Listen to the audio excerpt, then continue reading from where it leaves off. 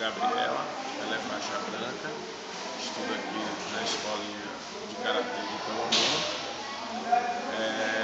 Eu acho que é muito importante na formação do caráter do aluno, da pessoa, do cidadão em si, porque o Karatê, eu vejo o Karatê não somente como uma luta, mas uma formação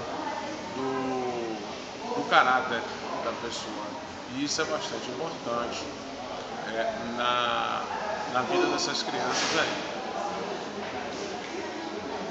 O trabalho da escolinha aqui de Camamu, está sendo fundamental porque resgata certos valores, né, e alguns princípios esquecidos pelo fato da nossa rotina e o cotidiano muito agitado.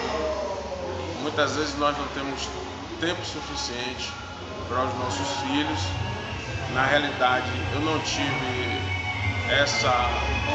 sempre tive vontade, mas não tive oportunidade, um incentivo, não tive talvez um incentivo por conta dos meus pais, por não ter um precursor, uma pessoa que trouxesse isso para o local onde eu morava.